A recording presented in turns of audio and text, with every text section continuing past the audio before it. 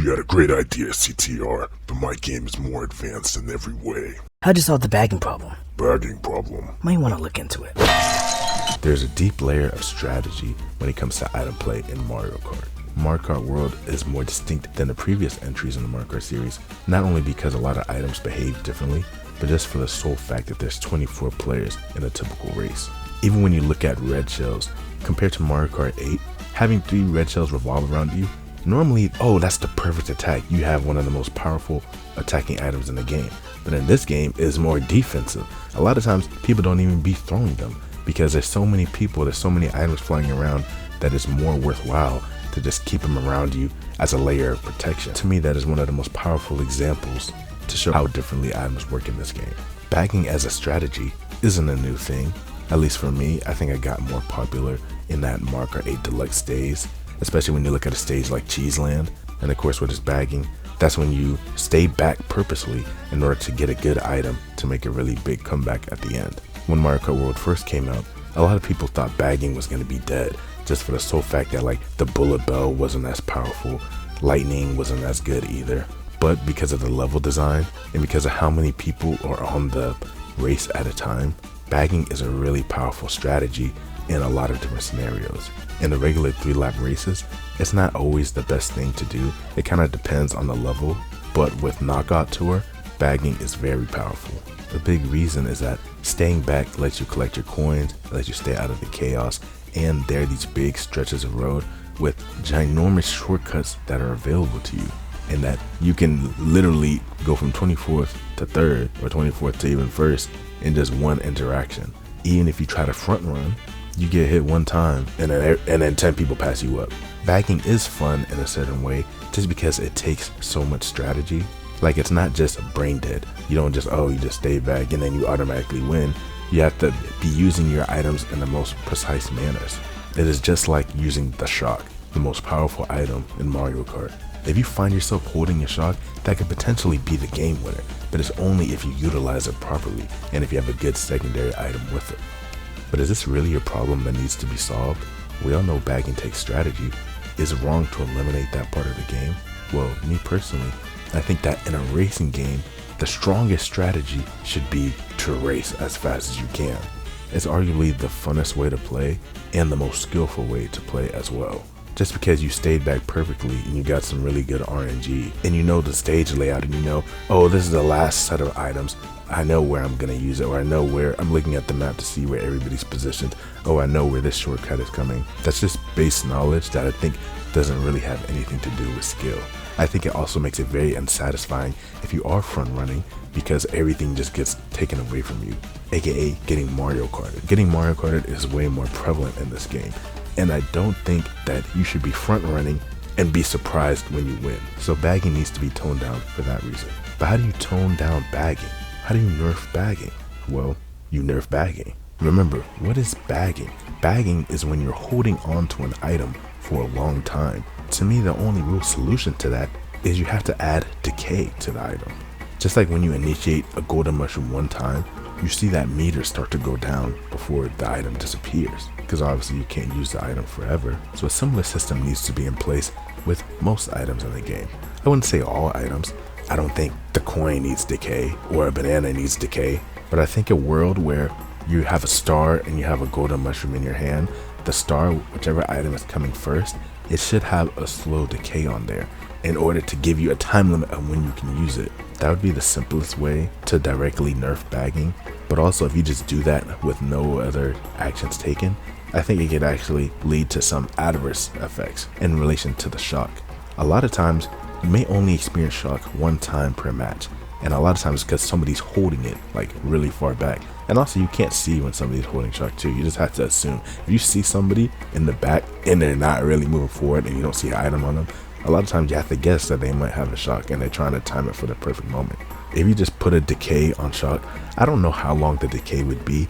It wouldn't be as short as like the golden mushroom decay or the boomerang's decay, but maybe somewhere around 30 seconds. That might even be too long. But like, let's say I've had a 30-second delay, meaning that you experience more shocks throughout the race. I think its RNG should be manipulated further to still try to keep it aligned to where you would only experience it maybe once maybe twice at maximum per race. I guess you would have to make the shock rarer if you add in the decay.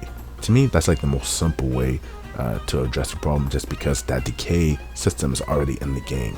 But I do have another proposal that I think would take more work from Nintendo, but it could potentially be an even more efficient way of solving this. And it's not necessarily the decay in the sense of the other item disappearing after a certain amount of time. I think weakening the item would be a good form of decay. Like with the golden mushroom, for example, instead of, I don't know how many bursts you get out of a golden mushroom, let's say you get 20. The longer you hold it, it goes to like 18, or it goes to like 15, 12, 10. You know, the typical decay when you use a golden mushroom and that energy bar is going down, the energy bar just goes down way faster the longer that you're holding on to it. Maybe if you're holding on to that mug for like a minute, you only get like 2 boosts out of it. Now that would really make people start actually using their very powerful items. The same with the bullet belt. Make that mug last for a way shorter time. It's already very short, and making it last shorter would be how I would ideally nerf it. Or if you have 3 mushrooms rotating around you, over time, one of them mushrooms is just gone, just straight up gone. Now I can see people not liking this, because nothing is gonna make somebody more mad than when they finally use a star and it goes and it's over. Now that would really get some people hot, but I think it's a necessary evil, especially when you have the shock in mind. Oh my god, imagine somebody holding the shock the whole race and they finally use it and it only shocks like the first 3 people in the first 3 places. Or maybe it doesn't even shrink them, it just shocks them. Or just like when you run into a car and you don't actually slow down, you really just lose rings, and any acceleration that I guess you were doing, you kind of just stay consistent. I think that'd be a neat way of nerfing the shock. Now, what are the potential repercussions of nerfing bagging?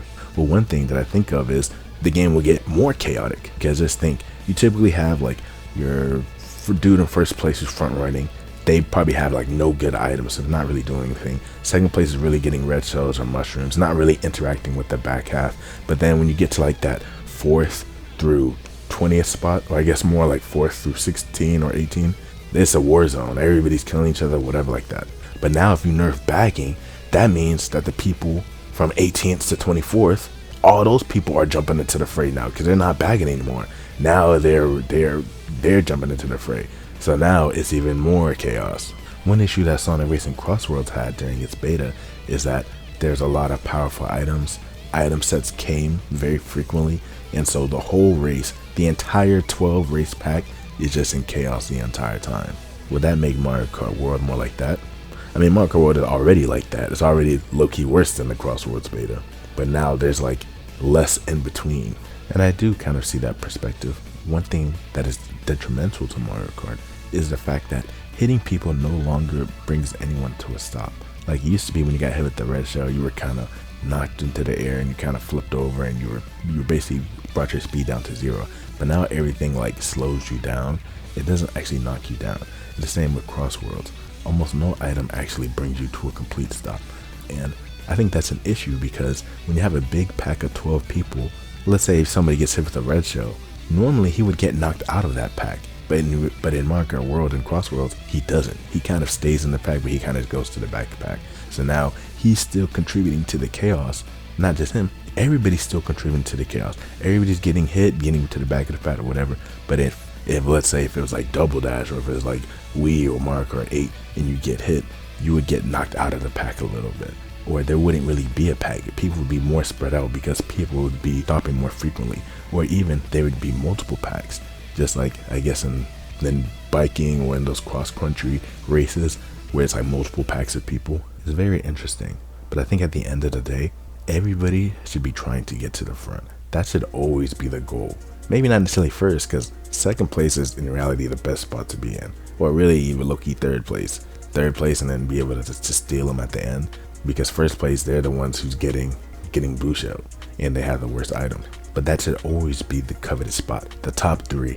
I do also think another thing that would kind of make sure that there's less chaos is that there's too many items that like rotates around you. The game is too generous with giving out 3 red shells, 3 green shells, 3 bananas. Like now it's so common to bump into somebody and to get sent flying.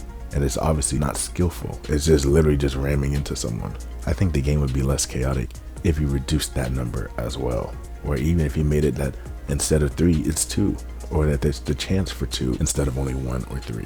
But yeah, bagging is very interesting, and it's a very unique way to race that not many people are familiar with. And I think the fact that there's different ways to play Mario Kart, I think that's awesome. But I think that bagging should be like a trickster archetype rather than like the meta, if that makes sense. Just like zoners in a fighting game. I feel like you can make a zoner good, you can have good zoner characters, but the zoner shouldn't be the meta in a fighting game. That's just toxic. I'm looking at you, Injustice 2. Thank you for watching. Let me know down in the comments what you think. Y'all stay blessed. Peace.